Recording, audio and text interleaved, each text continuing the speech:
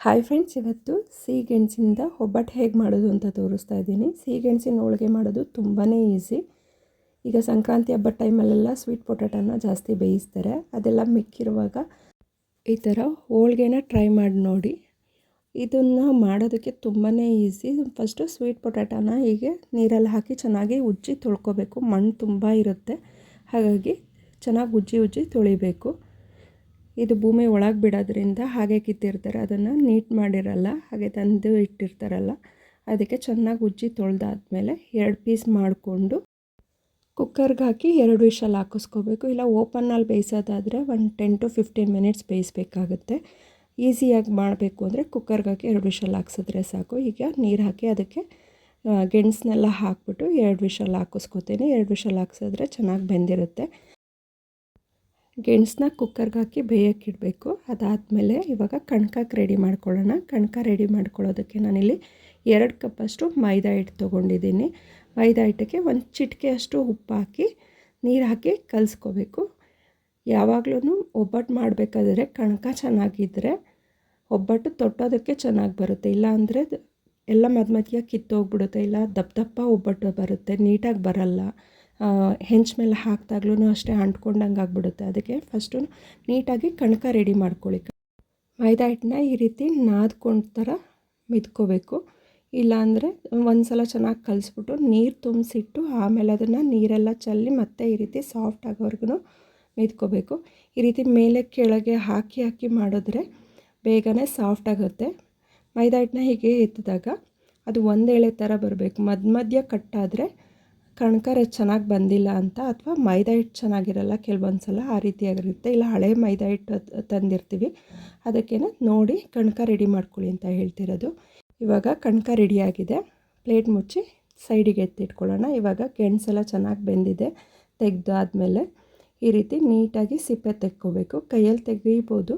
ಕೈಯಲ್ಲಿ ತೆಗಿಬೇಕಾದ್ರೆ ಅಷ್ಟು ನೀಟಾಗಿ ಬರಲ್ಲ, ಅದಕ್ಕೇ ಚಾಕುಲಿ ಈ ರೀತಿ ಇದು ಮಾಡಿಕೊಂಡ್ರೆ ಸಾಫ್ಟಾಗೂ ಬೆಂದಿರುತ್ತಲ್ಲ, ಬೇಗನೆ ತೆಗಿಬೋದು. ಈ ರೀತಿ ನೀಟಾಗಿ ಎರ್ಕೊಂಡು ಥರ ಸ್ವೀಟ್ ಪೊಟ್ಯಾಟೋನೆಲ್ಲ ಸಿಪ್ಪೆ ತೆಕ್ಕೊಳ್ಳಿ. ಸಿಪ್ಪೆ ತೆಕ್ಕೊಂಡಾದಮೇಲೆ ಇದನ್ನು ಮ್ಯಾಶ್ ಮಾಡ್ಕೋಬೇಕು. ಇವಾಗ ಒಂದೊಂದಾಗಿ ಎಲ್ಲನೂ ಸಿಪ್ಪೆ ತೆಕ್ಕೊಂಡಾಗಿದೆ.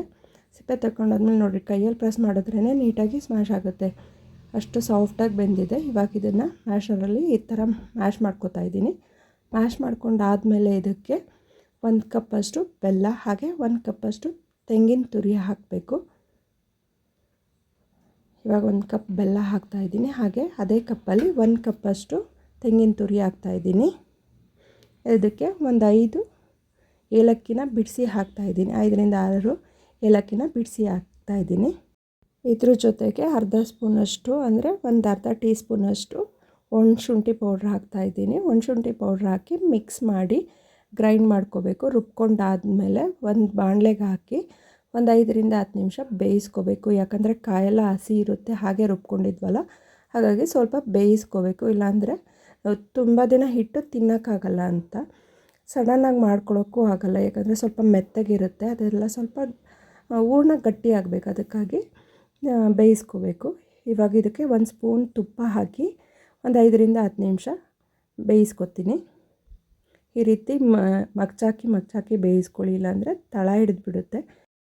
ಯಾವಾಗಲೂ ಕಾಯಿ ಒಬ್ಬಟ್ಟಾಗಲಿ, ಈ ಥರ ಸ್ವೀಟ್ ಪೊಟ್ಯಾಟೋದಾಗಲಿ ಅಥವಾ ಕ್ಯಾರೆಟ್ದಾಗಲಿ ಹೂರ್ಣ ಮಾಡುವಾಗ ಆದಷ್ಟು ನಾನ್ ಸ್ಟಿಕ್ ತವ ಅಥವಾ ದಪ್ಪ ತಳ ಇರೋ ಅಂಥ ಪಾತ್ರೆನ ಯೂಸ್ ಮಾಡಿ. ಬೇಗ ತಳ ಹತ್ಬಿಡುತ್ತೆ. ಆ ತಳ ಹತ್ತಿದ್ರೆ ಟೇಸ್ಟ್ ಚೆನ್ನಾಗಿ ಬರಲ್ಲ, ಒಂಥರ ಸೀದಂಗೆ ಸ್ಮೆಲ್ ಬಂದಂಗೆ ಆಗಿಬಿಡುತ್ತೆ. ಅದಕ್ಕೇ ನಾನ್ ಸ್ಟಿಕ್ ಅಥವಾ ದಪ್ಪ ತಳದ ಪಾತ್ರೆನ ಯೂಸ್ ಮಾಡಿ. ಈ ರೀತಿ ನೋಡಿ ಮಿಕ್ಸ್ ಮಾಡಿಕೊಂಡು ಒಂದು 5ರಿಂದ 10 ನಿಮಿಷ ಕೈ ಆಡಿಸ್ತಾ ಈ ರೀತಿ ಬೇಯಿಸ್ಕೊಂಡ್ರೆ ಹೂರ್ಣ ಸ್ವಲ್ಪ ಗಟ್ಟಿಯಾಗುತ್ತೆ, ತುಂಬ ಗಟ್ಟಿಯಾಗಬಾರ್ದು. ಎಷ್ಟು ನಮ್ಮ ಕೈಯಲ್ಲಿ ತೊಗೊಂಡು ಹಿಂಗೆ ಉಂಡೆ ಮಾಡಿಕೊಂಡ್ರೆ ಚೆನ್ನಾಗಿ ಬರಬೇಕು, ಸಾಫ್ಟಾಗೂ ಇರಬೇಕು. ಆ ರೀತಿ ಆಗೋವರೆಗೂ ಬೇಯಿಸ್ಕೊಳ್ಳಿ. ಇವಾಗ ಆಲ್ಮೋಸ್ಟ್ ಆಗ್ತಾ ಬಂದಿದೆ.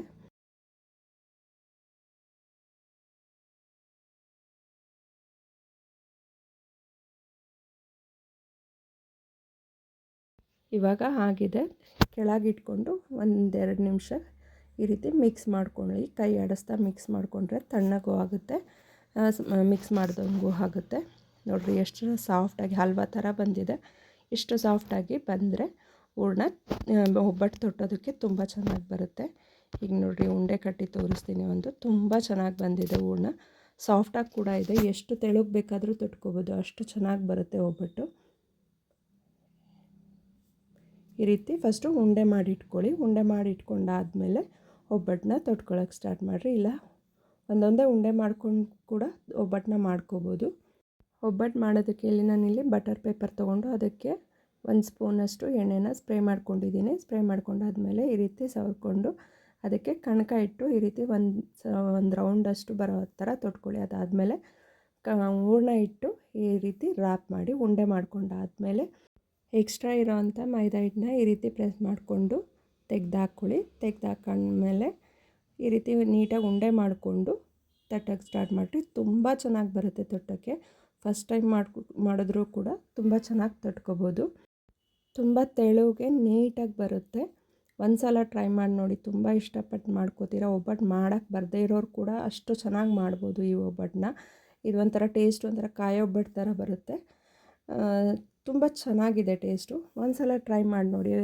ವೆರೈಟಿ ಹೋಳ್ಗೆನ ಟ್ರೈ ಮಾಡ್ದಂಗೆ ಅನಿಸುತ್ತೆ. ಮತ್ತು ತಿನ್ನೋಕ್ಕೂ ಚೆನ್ನಾಗಿರುತ್ತೆ. ಎಲ್ಲವಾಗ್ಲೂ ಒಂದೇ ಥರ ಒಬ್ಬಟ್ಟು ಮಾಡ್ತಿದ್ರೆ ಅಷ್ಟು ಚೆನ್ನಾಗಿ ಅನಿಸಲ್ಲ. ಈಗ ನೋಡಿರಿ ಎಷ್ಟು ಸಾಫ್ಟಾಗಿ ಚೆನ್ನಾಗಿ ಬಂದಿದೆ. ಇದೇ ರೀತಿ ಎಲ್ಲ ಉಂಡೆಗಳನ್ನ ತೊಟ್ಟಿ ಬೇಯಿಸ್ಕೊಳ್ಳಿ.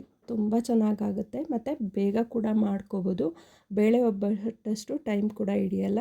ಒಂದು ಅರ್ಧ ಗಂಟೆ ಒಳಗೆಲ್ಲ ಈ ಒಬ್ಬಟ್ಟನ್ನ ಮಾಡ್ಕೋಬೋದು.